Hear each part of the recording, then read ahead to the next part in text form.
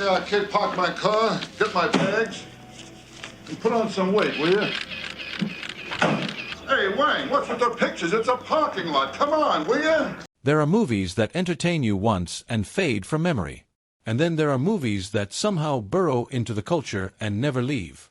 Caddyshack is firmly in that second category.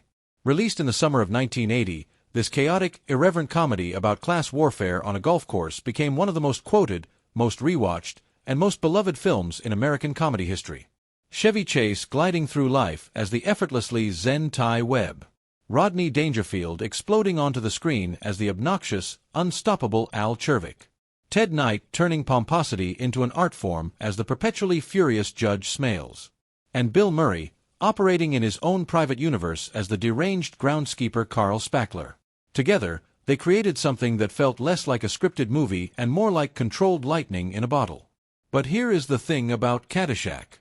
The version audiences fell in love with almost did not exist.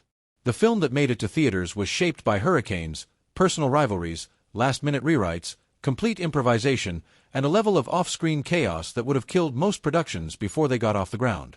What you saw on screen was the polished surface. What happened behind the camera is a story most fans have never fully heard. So let us get into it.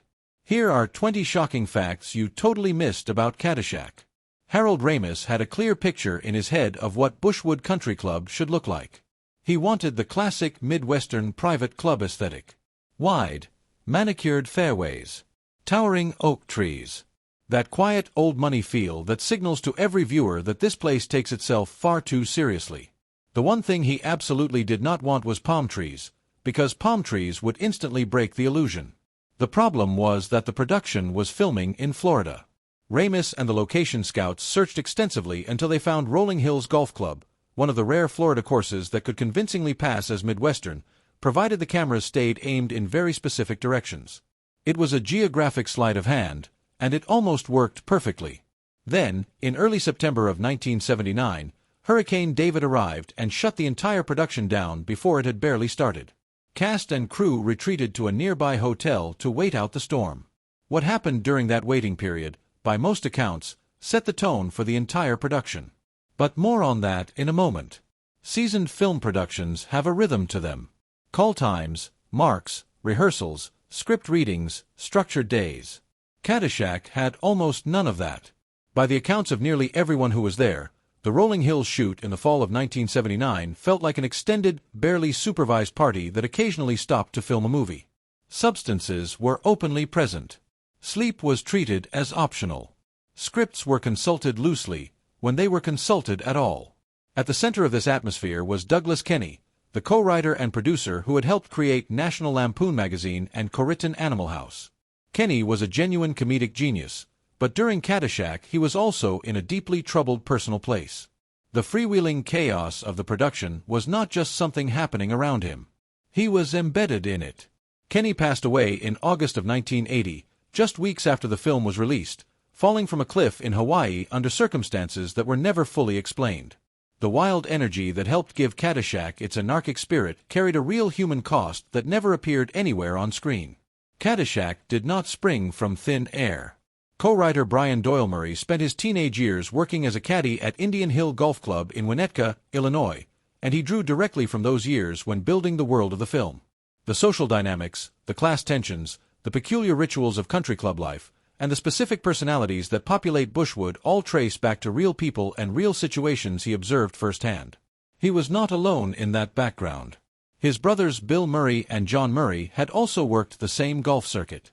Director Harold Ramis had caddied as well.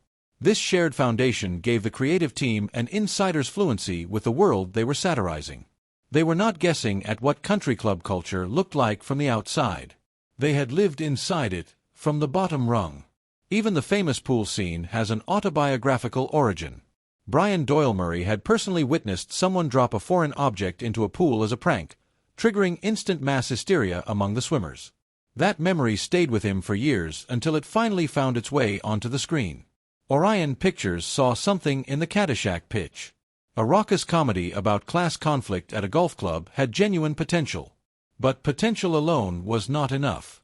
The studio had a firm requirement before they would commit any money. they needed a recognizable star. Without a name attached that audiences already trusted, the project was not going anywhere. It sat in limbo. The turning point came when Chevy Chase agreed to join the cast. Chase had recently demonstrated real box office pull with the 1978 comedy Foul Play, and his name was enough to make Orion feel confident. Once Chase was in, the film was officially happening. What is remarkable in retrospect is how close the whole thing came to simply disappearing. The movie that would eventually become a cultural touchstone was, for a meaningful stretch of time, just a script that nobody was willing to fund. When Bill Murray was first approached about Caddyshack, the role of Carl Spackler was genuinely small. The character appeared briefly, handled a minor pest problem, and existed largely as set dressing. Murray was expected to spend roughly 6 days on set and then return to New York, where he was still appearing weekly on Saturday Night Live. That plan collapsed almost immediately once cameras started rolling. Murray brought something to Carl Spackler that no one had written and no one could have anticipated. An offbeat, philosophical, internally consistent weirdness that made every scene he touched feel like it was happening in a slightly different universe from the rest of the film. The production kept pulling him back from New York. They built new scenes around him. A character who was supposed to quietly occupy the margins of the story became one of its most indelible figures. It is one of the stranger creative accidents in Hollywood comedy history, a background prop that grew into a legend. The Caddyshack that Ramis, Doyle Murray, and Kenny first developed was not a broad ensemble comedy. It was a coming-of-age story centered on the young caddies navigating their summer at Bushwood. Danny Noonan, played by Michael O'Keefe, and Tony D'Annunzio, played by Scott Colombi, were the intended heart of the film. The story followed their attempts to survive the social minefield of elite country club life while chasing their own ambitions. The adult characters, Ty Webb, Alabama Chervick, Carl Spackler, and Judge Smales, were originally conceived as colorful peripheral figures. They were there to add flavor around the edges, not to take over the story. Then production started. Murray expanded. Dangerfield improvised his way into larger and larger scenes. Chase made his laid-back brilliance impossible to minimize. The romantic storyline between Danny and Maggie got trimmed. The teenage caddies who were supposed to carry the entire film gradually found themselves pushed to the margins of their own story.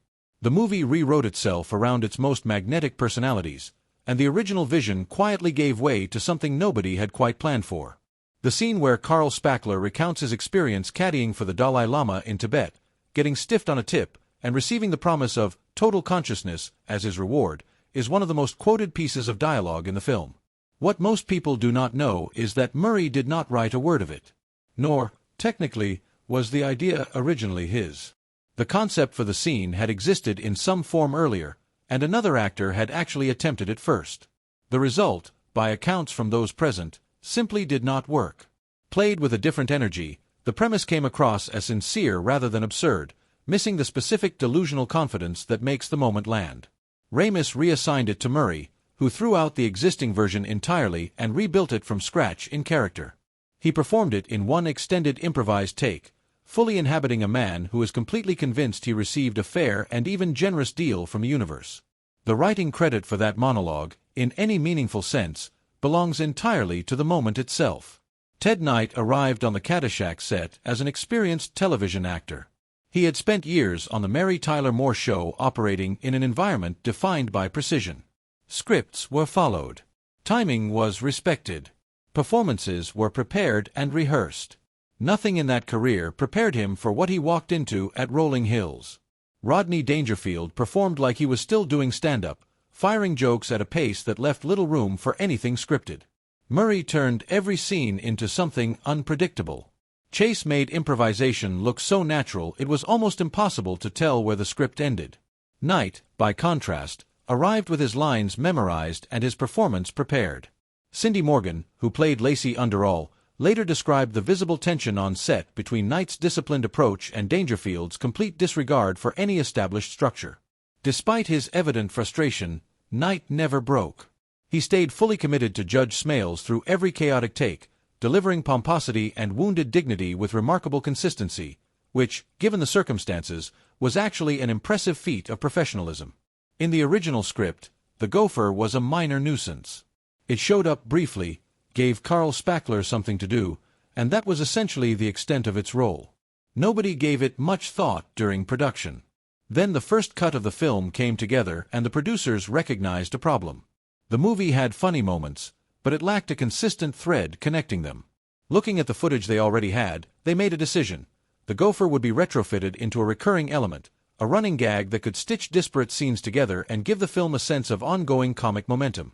To achieve this, they brought in special effects artists connected to John Dykstra, the Academy Award-winning visual effects pioneer behind Star Wars. The initial gopher puppet cost approximately $5,000 to build, a simple foam and wire construction. But as the production added tunnel sequences, reaction shots, and increasingly elaborate gags built around the character, the budget expanded dramatically.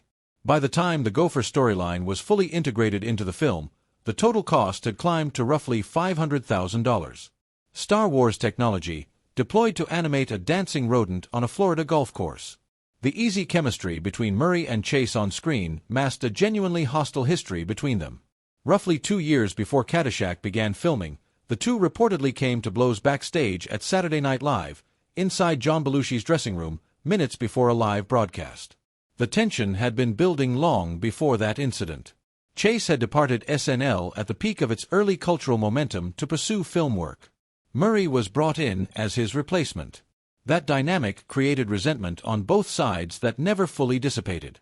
When Chase returned to the show as a guest host, the accumulated grievances finally boiled over into something physical, requiring Belushi